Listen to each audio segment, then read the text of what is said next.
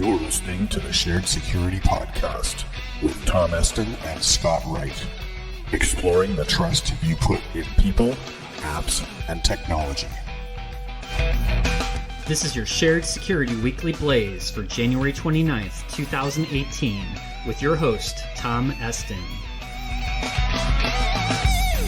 In this week's episode, we're going to talk about a new form of mobile malware called Dark Caracal, recent news about patching for the Meltdown and Spectre vulnerabilities, and the launch of Amazon Go in downtown Seattle.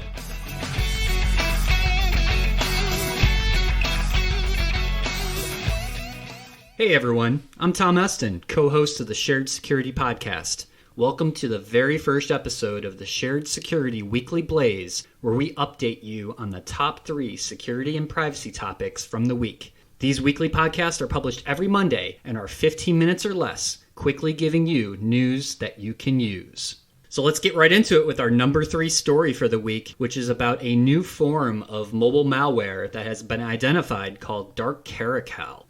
The Electronic Frontier Foundation and security firm Lookout Security jointly announced research last week on what they are calling a new malware espionage campaign, which has been targeting military personnel, activists, journalists, and lawyers all across the world. The Dark Caracal malware appears to be traced back to the Lebanese government. The malware affects Android mobile devices primarily, but other systems like Windows could be affected as well. The Dark Caracal malware has the capability to install Trojanized versions of popular secure messaging apps like Signal and WhatsApp, as well as gain access to text messages, photos, and data from other apps. Now, this doesn't mean that legitimate apps you may be using like Signal are infected with malware. It just means that the malware can trick you into installing a fake version of that app. The Dark Caracal malware uses phishing and social engineering techniques through WhatsApp messages and Facebook group posts to install the malware on the device. EFF Director of Cybersecurity, Eva Galperin, has said, quote, "This is a very large global campaign focused on mobile devices.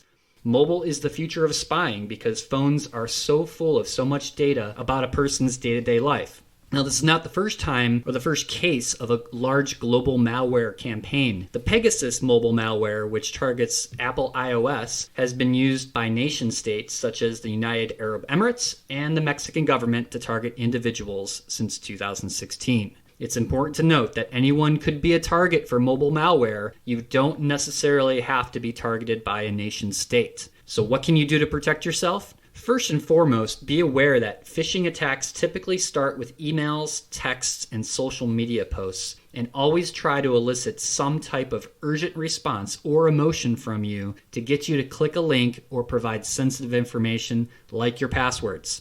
Our advice? Think before you click. Check out previous episodes of the Shared Security Podcast where we talk about phishing and social engineering if you're interested in finding out or learning more about that. The number 2 story for the week is the Meltdown and Spectre vulnerability patching debacle. In fact, it's been such a debacle that the creator of the Linux operating system, Linus Torvalds, has said, quote, "All of this is pure garbage. The patches are complete and utter garbage. They do things that do not make sense." End quote. If you're not familiar with the Meltdown and Spectre vulnerabilities, here's the deal. Earlier this month, security researchers discovered 2 critical vulnerabilities in modern computer processors, or known as CPUs. These vulnerabilities allow an attacker to access data on a computer system that would be very difficult to obtain, such as passwords stored in your browser, photos, emails, and even documents. The reason this problem is so big is that the vulnerability affects many different types of systems, including personal computers, mobile devices, as well as systems in the cloud, and it applies to all of these different types of devices manufactured within the last 20 years. The guidance from the processor manufacturers like Intel has been to install patches that would be released by the different operating systems like Microsoft and Apple while they figure out how to fix these vulnerabilities in future processors.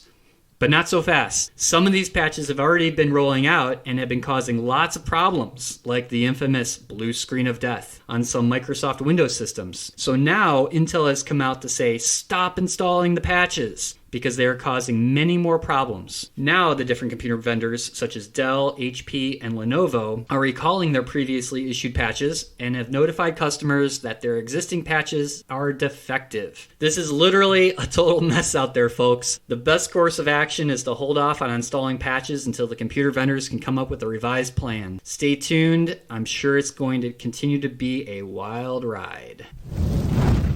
And in our final news story of the week is last week's launch of the very first Amazon Go grocery store in downtown Seattle.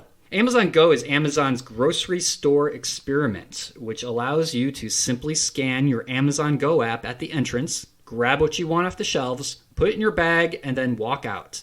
No cashiers, no wait. Your receipt is then emailed to you shortly after leaving the store. Sounds pretty cool, huh?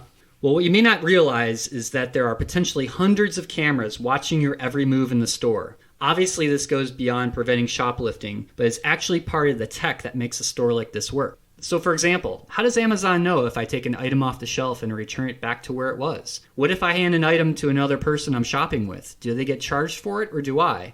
Well, shopping scenarios like these are all addressed with cutting-edge surveillance technology that Amazon isn't so keen to talk about. All that Amazon has said so far is that this technology is very similar to what's being used in self-driving cars.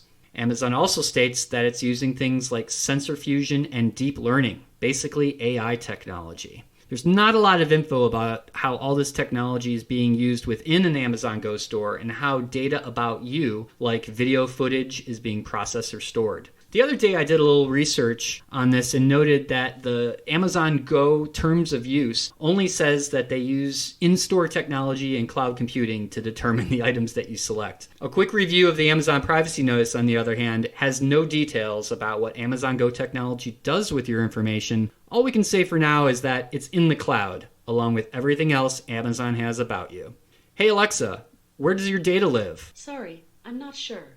That's exactly what I thought. Well, that's a wrap for this week. Be sure to follow the Shared Security Podcasts on all the regular social media channels like Facebook and Twitter, and even now on Instagram. You can also subscribe and listen to our podcast on iTunes, Google Play, Stitcher, and even on your friendly Amazon Echo device via TuneIn. We also love to hear feedback from our listeners. Let us know how you like this new weekly format by either commenting on our social media feeds or sending us an email at feedback@sharedsecurity.net. Thanks for listening, and see you next Monday for another episode of the Shared Security Weekly Blaze.